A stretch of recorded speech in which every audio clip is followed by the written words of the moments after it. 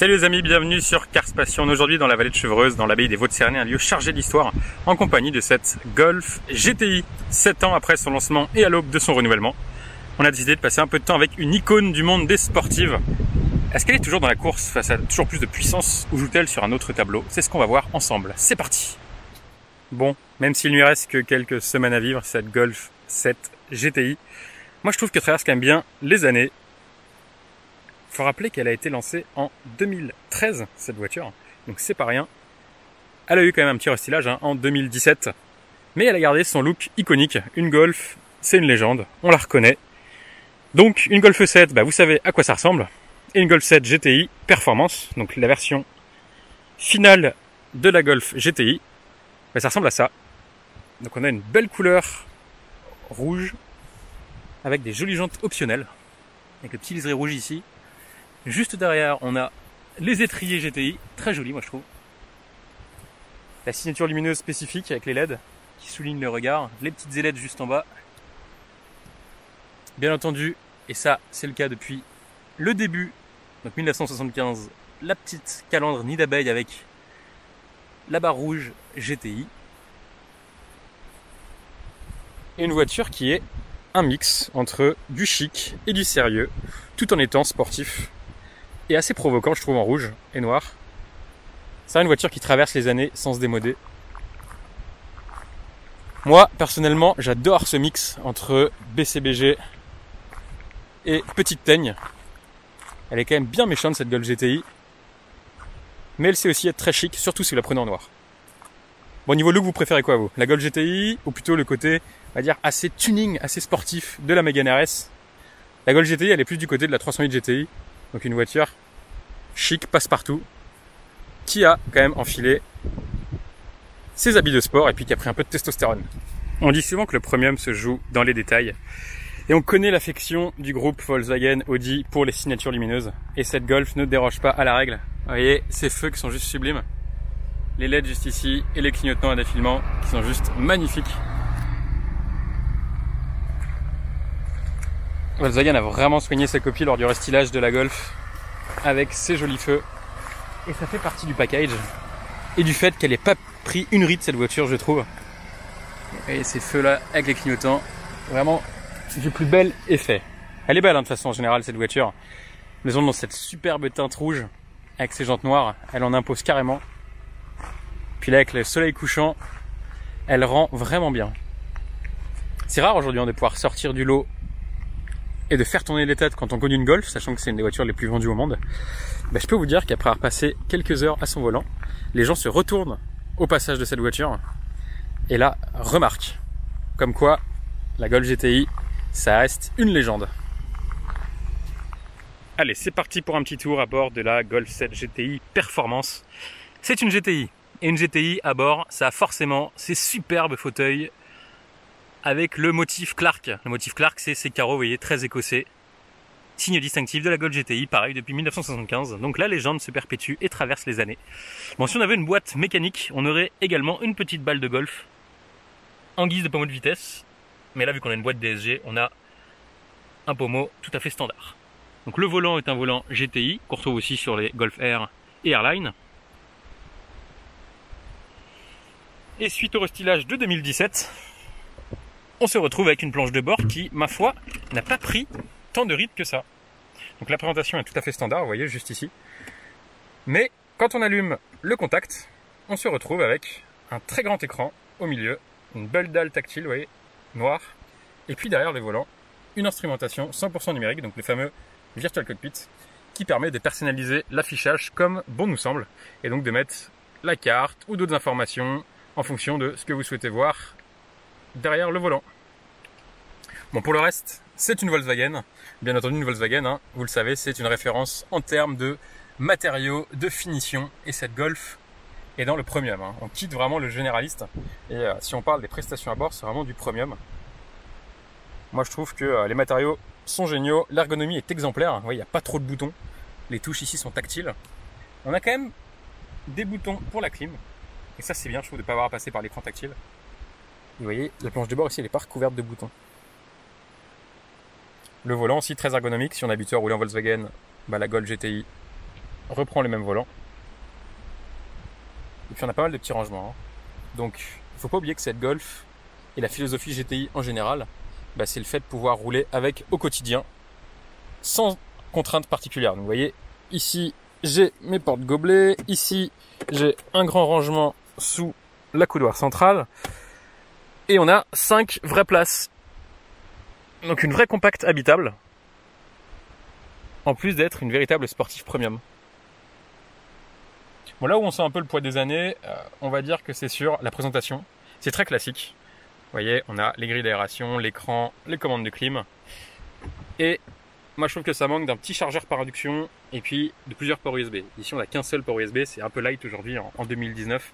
Quand tout le monde dans la voiture a besoin de se charger, c'est un petit peu light. Donc là on sent qu'elle a quand même quelques années en termes de conception et que sa remplaçante ça va arriver bientôt. En tout cas au niveau du soin apporté à bord, cette Golf elle n'a pas pris une ride. Et elle peut encore donner une leçon à beaucoup de ses concurrentes parce qu'on est très très bien à bord. Dans cet petit espace confiné, ce petit cocon de sportivité très chic. Et puisque la Golf GTI est une Golf, 5 vraies places et un coffre de 380 litres pour partir en vacances sans souci et mettre toutes ses affaires, donc très pratique. Et un petit point sur cette vue arrière, donc les petits badges GTI, les feux LED et la double sortie d'échappement, donc un échappement de chaque côté et pas les deux du même côté comme sur une GTD. Pour un petit, allez c'est parti pour un petit 0 à 100.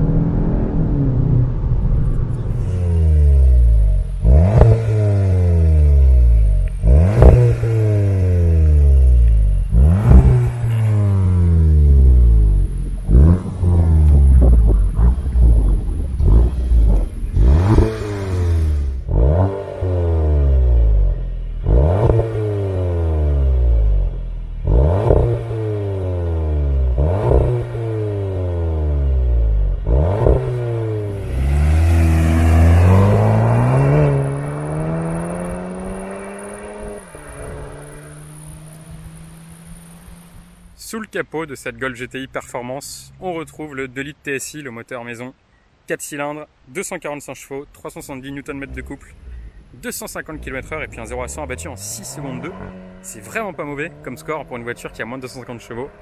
Et c'est un moteur qu'on connaît bien, puisque c'est lui qui équipe toute la gamme VAG, de la Golf GTI à la Golf R, en passant par la Golf GTE, l'Audi S3 et compagnie. Donc c'est un bon moteur, un moteur éprouvé, performant, coupleux, vigoureux et économe.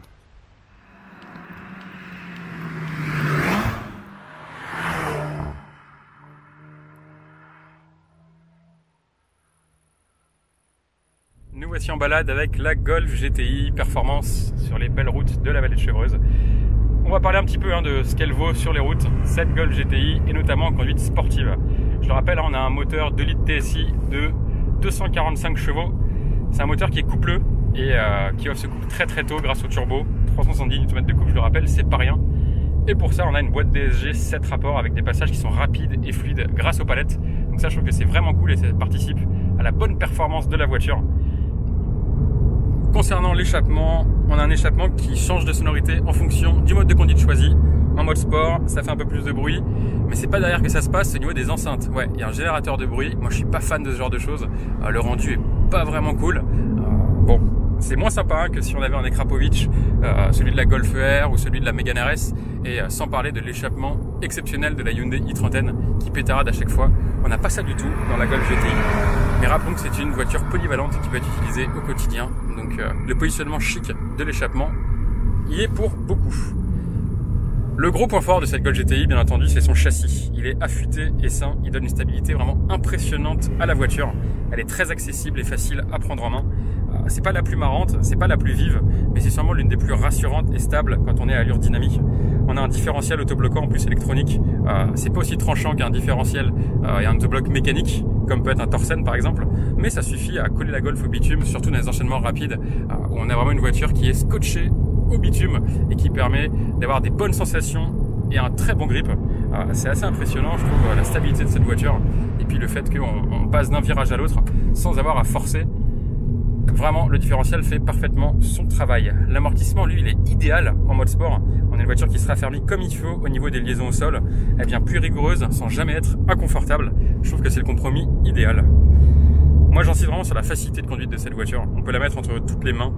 C'est pas une bête de course, c'est pas une voiture pointue à dompter. De toute façon, c'est pas la philosophie GTI. Et pour ça, il y a des éditions beaucoup plus ultimes, comme la Golf Club Sport S ou la TCR, la toute dernière Golf qu'on aura l'occasion d'essayer très bientôt sur le blog.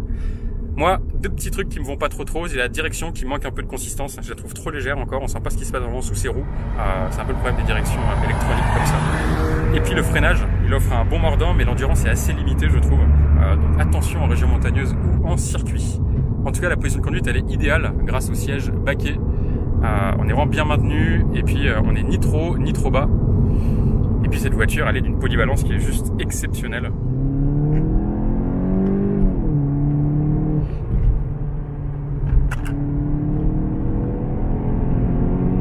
Regardez-moi ces belles routes les amis, c'est complètement dingue d'avoir ces compressions et ces courbes en vallée de Chevreuse.